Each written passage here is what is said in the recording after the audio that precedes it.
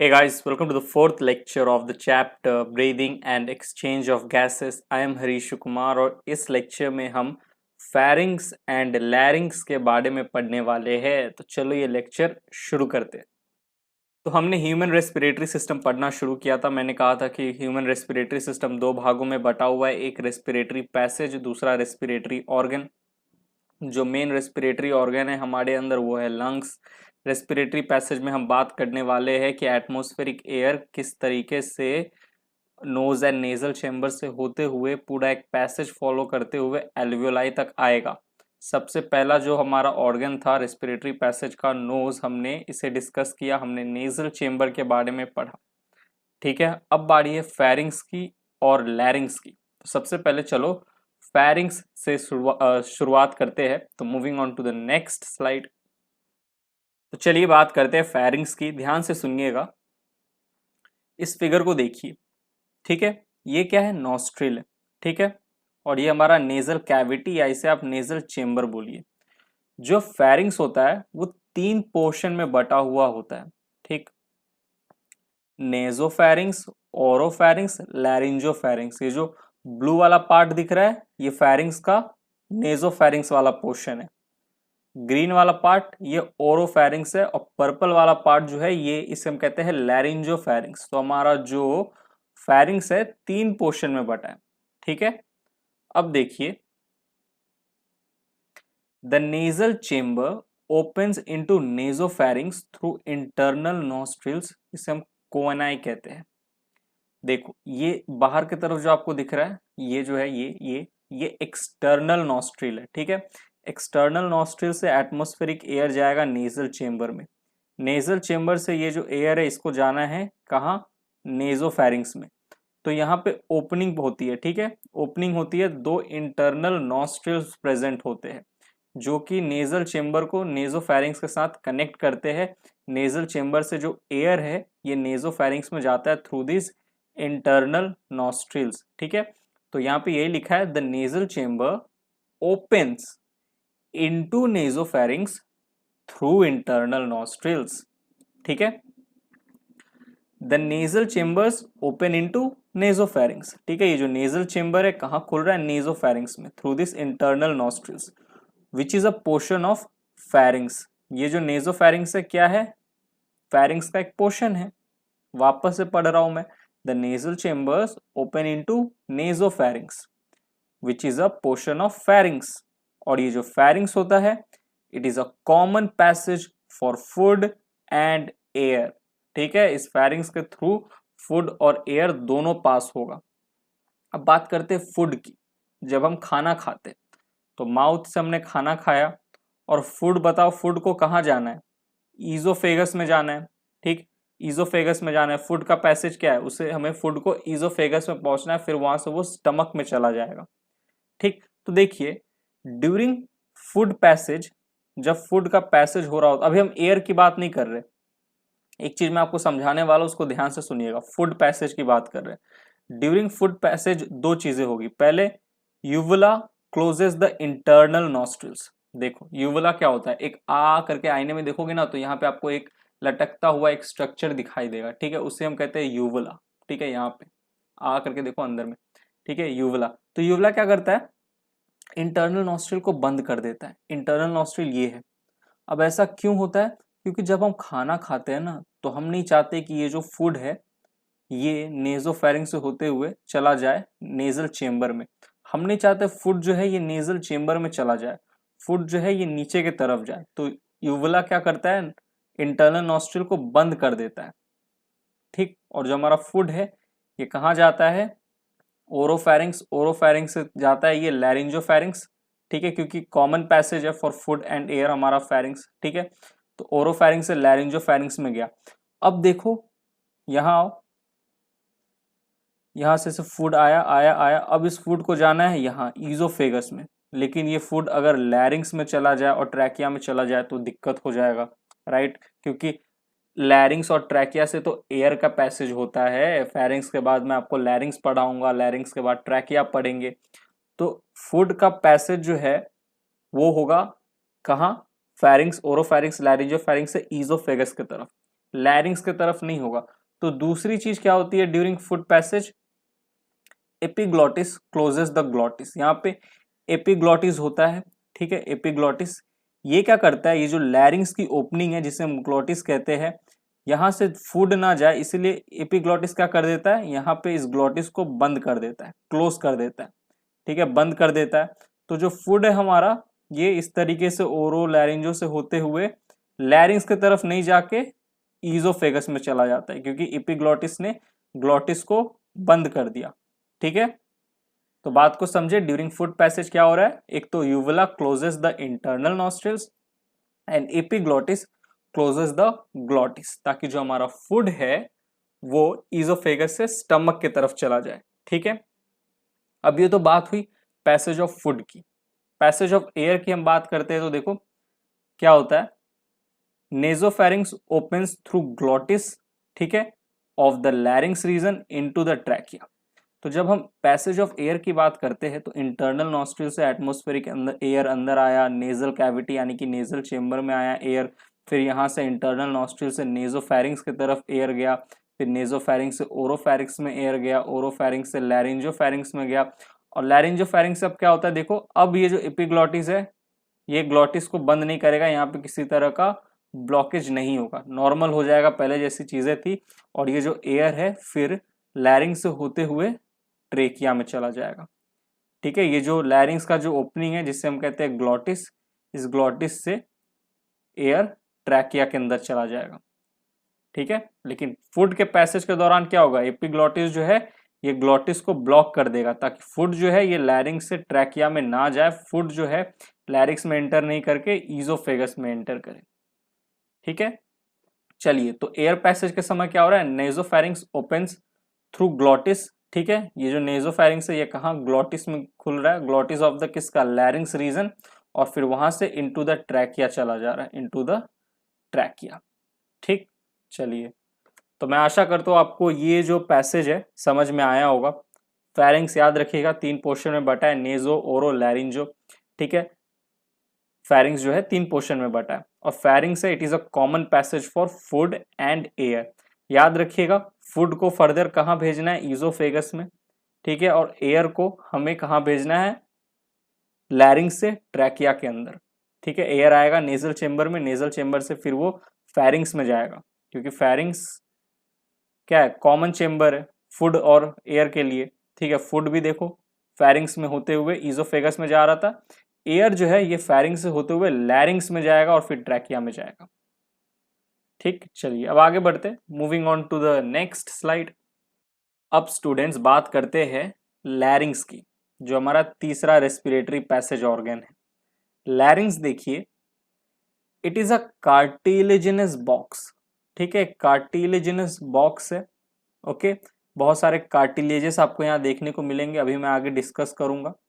ये क्या करता है, it helps in sound production, sound के प्रोडक्शन में मदद करेगा, इसीलिए हम इसे साउंड बॉक्स भी कहते हैं, ठीक। ड्यूरिंग स्वॉलोइंग, जब हम निगल रहे होते हैं फूड को, ग्लॉटिस जो होता है, ठीक है, जो लैरिंग्स का ओपनिंग है ग्लॉटिस, ये कवर्ड हो जाता है, can be covered by a thin elastic cartilaginous flap called epiglottis. क्यों, to prevent the entry of food into the glottis. देखो अभी अभी आपको मैंने बोला था ना, यहाँ देखो ये हमारा ग्लॉटिस है, ठीक है, ग्लॉटिस। अब ये जो हमारा फूड है ये ग्लॉटिक्स में ना चला जाए, इसलिए एपिग्लॉटिस क्या करता है, ग्लॉटिस को बंद कर देता है। तो जो हमारा फूड है वो इस तरफ ना जाके, लैरिंग्स की तरफ ना जाके ईजोफेगस में चला जाता है, ठीक, ईजोफेगस में चला जाता है, ओके। चलिए अब देखिए आगे बढ़ते हैं, moving on to the next slide. अब स्टूडेंट्स हम बात करने वाले हैं लैरिंग्स के स्ट्रक्चर की, इसको हम अच्छे से समझेंगे। वेंट्रल साइड है ये, लैरिंग्स का वेंट्रल साइड, सामने वाला हिस्सा, सामने की तरफ यहाँ पे प्रेजेंट है लैरिंग्स, ठीक, यहाँ पे लैरिंग्स है, ओके। लैरिंग्स का सामने वाला हिस्सा वेंट्रल, डॉर्सल पीछे की तरफ से जब आप लैरिंग्स को देखोगे, और एक और है सैगिटल प्लेन। सैगिटल प्लेन मतलब इस तरीके से, इस तरीके से देख रहे हो साइड से, ये तो वेंट्रल हो गया, ये पीछे वाला डॉर्सल हो गया, और अगर इस तरफ से देखोगे, इस तरफ से, तो ये हो गया सैगिटल प्लेन, ठीक। तो मैं अपने आप को ही एग्जाम्पल दे दे के तुम्हें समझाऊंगा, ठीक है। चलिए, तो समझ गए ना वेंट्रल, डोर्सल और सैगिटल। अब देखिए मैंने क्या कहा था, लैरिंग्स पे बहुत सारे कार्टिलेजेस प्रेजेंट होते हैं। पहला है देखो थायराइड कार्टिलेज। पहले तो थायराइड कार्टिलेज की बात करते हैं। थायराइड कार्टिलेज जो होता है ये सी शेपेड होता है, सी शेपेड, क्योंकि जब आप थायराइड कार्टिलेज को सामने से देखोगे तो ये सामने से तो ऐसे कवर्ड रहता है, वेंट्रल साइड से कवर्ड रहता है, लेकिन डॉर्सल साइड से इस पे कोई कवरिंग नहीं होती, ठीक है। डॉर्सल साइड से किसी तरह की कोई कवरिंग नहीं होती, ओपन होता है, डॉर्सल साइड से खुला हुआ होता है कुछ इस तरीके से, सी, ठीक है, सी, इसीलिए सी सेपेड कहते हैं। सामने से तो कवरिंग है, पीछे से खुला हुआ है, कुछ भी नहीं है, ठीक है, पीछे से खुला हुआ है। तो सी देखो कैसा मेरा हाथ बन गया, सी बन गया ना, तो इसलिए सी शेपेड होते हैं ये थायराइड कार्टिलेज। अब ये जो थायराइड कार्टिलेज है ना मेल में प्रोमिनेंट होते हैं, बड़े साइज के होते हैं मेल के अंदर, ठीक है। और यही जो है इसी कारण से आपको मेल में एडम्स एप्पल देखने को मिलेगा। मेल में आप देखो ये चीज आपको फीमेल में नहीं देखने को मिलेगा, एडम्स एप्पल, ठीक है। अब ये कैसे बन गया, ये जो आपको ये बाहर से ये बम्प टाइप दिख रहा है, ये क्यों हो गया, क्योंकि मेल में थायराइड कार्टिलेज जो है ये प्रोमिनेंट है। अब ऐसा क्यों है, because of a hormone called testosterone. ये टेस्टोस्टेरोन हार्मोन जो है मेल हार्मोन है, और इसका ज्यादा अमाउंट होने के कारण मेल में ज्यादा सिक्रीशन होता है ना टेस्टोस्टेरोन का, तो ये जो थायराइड कार्टिलेज होता है ये मेल में प्रोमिनेंट हो जाता है, जिसके कारण से आपको एडम्स एप्पल देखने को मिलता है। ये एडम्स एप्पल क्या है, ये जो थायराइड कार्टिलेज है ये प्रोमिनेंट हो गया, बड़ा हो गया, ठीक है। चलिए अब बात करते हैं क्रिकॉइड कार्टिलेज की। ये सिग्नेट रिंग लाइक शेपेड होता है। सिग्नेट रिंग कैसा होता है, देखो जो नीचे से कुछ इस तरीके का हो और सामने से ऊपर से देखो ऐसे मोटा सा, ठीक है, तो इसको हम कहते हैं सिग्नेट रिंग शेपेड। तो ये देखो सामने से तो यू ऐसे मोटा सा है, ठीक है, और पीछे से आप देखो, सॉरी पीछे से, हाँ सॉरी सामने से देखो ऐसे पतला सा है, सामने से तो यू पतला सा है और पीछे से ऐसे मोटा सा है, तो सिग्नेट रिंग लाइक है। देखो सिग्नेट रिंग लाइक कैसे, यहाँ से पतला है और फिर एक तरफ देखो इस तरीके से मोटा है, ठीक, देखे होगे रिंग, जो रिंग पहनोगे जब सिग्नेट रिंग, तो उस तरह का स्ट्रक्चर होता है, उस तरह का शेप होता है क्रिकॉइड कार्टिलेज का, सिग्नेट रिंग लाइक शेपेड, ठीक। सामने से देखोगे ऐसे पतला है, पीछे से मोटा सा, ठीक, तो रिंग की तरह लगता है, सिग्नेट रिंग। नेक्स्ट हम बात करते हैं एरेटिनॉइड कार्टिलेज की। ये देखो एरेटिनॉइड कार्टिलेज यहाँ पे है, कोन शेपेड होते हैं, कोन की तरह दिखने में होते हैं, और इन आरेटिनॉइड कार्टिलेज के ऊपर ये देखो दांत की तरह दिख रहा है आपको, इसे कहते हैं कार्टिलेज ऑफ सैंटोरिनी। ये तो हमारा कोन शेपेड एरेटिनॉइड कार्टिलेज है, इसके ऊपर ये जो दिख रहा है आपको ये है कार्टिलेज ऑफ सैंटोरिनी, तो इसीलिए तो इसे हम कार्टिलेजिनस बॉक्स कहते हैं। देखो कितने सारे कार्टिलेजेस हैं, ठीक। यहाँ पे आपका एपिग्लॉटिस है, ये देखो सामने से कुछ इस तरीके का दिखेगा, पीछे से ऐसा दिखेगा, ठीक। एपिग्लॉटिस यही क्या करता है, किसको क्लोज कर देता है, ग्लॉटिस को ड्यूरिंग स्वॉलोइंग, ओके। और यहाँ पे आपको क्यूनिफॉर्म कार्टिलेज देखने को मिलेगा, ये जो दिख रहा है आपको ये क्या है, क्यूनिफॉर्म या फिर क्यूनाइफॉर्म कार्टिलेज, ठीक। क्यूनाइफॉर्म कार्टिलेज आपको अच्छे से देखने को मिलेगा जब आप सैगिटल प्लेन से देखोगे लैरिंग्स को, तो लैरिंग्स को हमने तीन तरफ से देखा, वेंट्रल, डॉर्सल, सैगिटल, ठीक है। चलिए अब आगे बढ़ते हैं, moving on to the next slide.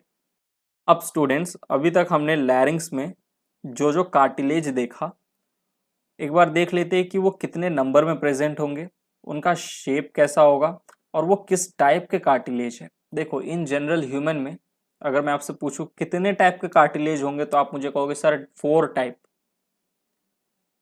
Hyaline cartilage, calcified cartilage, white fibrous cartilage, ठीक है, एंड चौथा हमारा हो गया, कौन कौन सा बोला, हाइलिन बोला, कैल्सिफाइड बोला, व्हाइट फाइब्रस बोला और इलास्टिक कार्टिलेज। लिख देता हूं मैं, hyaline, calcified, white fibrous and elastic. ये 4 तरह के कार्टिलेज ह्यूमन में देखने को मिलेंगे, 4 टाइप के कार्टिलेज, ठीक है। तो सबसे पहले शुरू करते हैं थायराइड से। थायराइड कितना नंबर, एक होगा। एक थायराइड कार्टिलेज आपको देखने को मिलेगा लैरिंग्स के ऊपर, एक थायराइड कार्टिलेज। किस टाइप का कार्टिलेज है ये, हाइलिन टाइप का। 4 टाइप के होते हैं ओके ह्यूमन में। अगर मैं आपसे पूछूं थायराइड कार्टिलेज किस टाइप के, तो आप बोलोगे सर हाइलिन टाइप के, हाइलिन कार्टिलेज है ओके। अब इनके शेप की बात करें तो देखो ये लार्जेस्ट कार्टिलेज है लैरिंग्स के। लैरिंग्स के ये लार्जेस्ट कार्टिलेज है। हमने कितने 5 तरह के कार्टिलेज हमने देखा है लैरिंग्स में, थायराइड उनमें से सबसे बड़ा है। वेंट्रली ब्रॉड होते हैं, ठीक है, सामने से एकदम ब्रॉड होंगे, लैटरली नैरो होंगे, ठीक। डॉर्सली इनकम्प्लीट होते हैं, अभी आपने देखा सी शेपेड है, ठीक है। वेंट्रल सामने से तो कंप्लीट थे, डॉर्सल पीछे से इनकम्प्लीट थे। अरे दिखा देता हूँ एक बार, रुको। देखो ये है ना, क्या हमारा थायराइड कार्टिलेज है, वेंट्रली कंप्लीट है, पीछे से इनकम्प्लीट है, ठीक है, इनकम्प्लीट है पीछे से, तो इसीलिए हम इसे सी शेपेड कहते हैं। Ventrally complete, dorsally incomplete okay, dorsally incomplete, तो इसीलिए कैसा शेप हो गया, C shaped cartilage. In human males, अगर ह्यूमन में मेल्स की बात करें तो जो वेंट्रल सरफेस होता है थायराइड का, ventral surface of thyroid cartilage makes a process called Adam's apple, ठीक है। यानी कि बेसिकली ह्यूमन मेल्स में ये जो हमारा थायराइड है, इसका जो वेंट्रल सरफेस है एक प्रोजेक्शन बनाता है, एक प्रोसेस बनाता है, बम्प बाहर की तरफ निकल आता है, और उसे हम कहते हैं एडम्स एप्पल। मेल में देखने को मिलेगा, फीमेल में नहीं, ठीक है। और थायराइड किस टाइप का कार्टिलेज है, hyaline cartilage. Next cricoid cartilage, ये भी एक होंगे, ठीक। नंबर कितना होगा, एक ही होंगे, एक ही क्रिकॉइड कार्टिलेज आपको लैरिंग्स पे पाया देखने को मिलेगा। सिग्नेट रिंग शेप होते हैं, ठीक है। डॉर्सली ब्रॉड होते हैं, पीछे से ब्रॉड होंगे, और लैटरली नैरो होंगे, ठीक। और वेंट्रली फाइबर लाइक होंगे। देखो इतना अगर आपको याद नहीं रखना है कोई बात नहीं, इतना आप छोड़ भी सकते हो, आप एनसीईआरटी स्पेसिफिक होकर पढ़ो, कोई दिक्कत नहीं है, लेकिन इतना याद रखना क्रिकॉइड जो है ये सिग्नेट रिंग शेप होते हैं। किस टाइप के, हाइलिन कार्टिलेज है ये भी। नेक्स्ट एरिटिनॉइड कॉनिकल शेपेड कार्टिलेज, ये कितना, 2 पाया जाता है, ठीक है। कॉनिकल शेपेड होता है, किस टाइप का है, हाइलिन। एक बार दिखा देता हूं मैं आपको, रुको। देखो ये रहा एरिटिनॉइड कार्टिलेज, एक तो ये है और एक ये है, और इन दोनों के ऊपर कार्टिलेज ऑफ सैंटोरोनी है। ये इनका भी कितना नंबर है, 2, ठीक है। एक ये कार्टिलेज ऑफ सैंटोरोनी, एक ये कार्टिलेज ऑफ सैंटोरिनी, ठीक है, सैंटोरिनी। चलो तो देखो एरिटिनॉइड की हमने बात की, अब कार्टिलेज ऑफ सैंटोरिनी, ये भी कितना नंबर है, 2। Spherical cartilage on arytenoid cartilage सबसे स्मॉलेस्ट, हाँ ये याद रखना, सबसे स्मॉलेस्ट कार्टिलेज होता है लैरिंग्स का। सबसे लार्जेस्ट थायराइड है, सबसे स्मॉलेस्ट कार्टिलेज ऑफ सैंटोरिनी है। शेप कैसा है, स्पेरिकल है, spherical cartilage on arytenoid cartilage, arytenoid cartilage के ऊपर में पाया जाएगा ओके। ये किस टाइप का है, देखो ये इलास्टिक कार्टिलेज है, ठीक है, एक तरह का इलास्टिक कार्टिलेज है ये। नेक्स्ट क्यूनिफॉर्म की बात करें तो ये भी देखो 2 पाए जाएंगे। देखो ये एक तो इस तरफ है सैगिटल प्लेन, एक इस तरफ, और एक आप इस तरफ भी आपको देखने को मिलेगा, दोनों तरफ देखने को मिलेगा ना। ये तो आपका क्या हो गया, वेंट्रल हो गया, ये डॉर्सल हो गया, और इस तरफ से एक सैगिटल प्लेन, इस तरफ से एक सैगिटल प्लेन। तो एक तरफ का तो मैंने आपको दिखा दिया, अब आप इमेजिन कर लो उस तरफ भी है, ठीक। तो क्यों नहीं फॉर्म ओके। चलो ये किस टाइप के, ये भी इलास्टिक, इलास्टिक कार्टिलेज है। चलिए अब आगे बढ़ते हैं, moving on to the next slide. अब स्टूडेंट्स लैरिंग्स में आपको वोकल कॉर्ड्स देखने को मिलेगा। देखो larynx is the sound producing organ, अभी अभी मैंने आपको कहा था साउंड प्रोड्यूस करता है, साउंड प्रोड्यूसिंग ऑर्गन है, in which 2 types of vocal cords are present. एक तो ये दिख रहा है आपको ट्रू वोकल कॉर्ड्स, तो एक पेयर तो ट्रू वोकल कॉर्ड्स का, एक ये रहा, एक ये रहा, एंड एक पेयर है फॉल्स वोकल कॉर्ड का, एक ये रहा, एक ये रहा, ठीक है। तो 2 टाइप्स ऑफ वोकल कॉर्ड्स। जो ट्रू वोकल कॉर्ड्स है ये 1 पेयर है, ठीक, एक तो ये और एक ये, and are helpful in phonation. देखो इनको ट्रू किस लिए कहा गया है, ये एक्चुअली में हेल्प करते हैं साउंड को प्रोड्यूस करने में। फोनेशन का मतलब क्या होता है, साउंड प्रोडक्शन, ठीक। बाकी जो फॉल्स वोकल कॉर्ड है ये इनका भी 1 पेयर है, बट ये साउंड प्रोडक्शन में मदद नहीं करती। ये क्या करते हैं, provide moisture to the true vocal cords. जो हमारे ट्रू वोकल कॉर्ड्स है इनको मॉइस्चर देने का काम कौन करेंगे, फॉल्स वोकल कॉर्ड। ठीक है, फॉल्स वोकल कॉर्ड्स ये भी वन पेयर में होते हैं, provide moisture to the true vocal cord.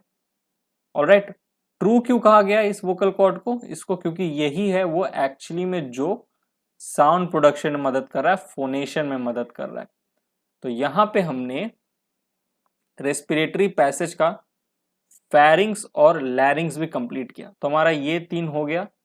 Next lecture में हम ट्रैकिया के बारे में डिस्कस करेंगे। ओके, तो ये लेक्चर होता है यहीं पे समाप्त। मिलता हूं मैं आपसे breathing and exchange of gases के अगले लेक्चर में। तब तक के लिए bye, thank you, take care.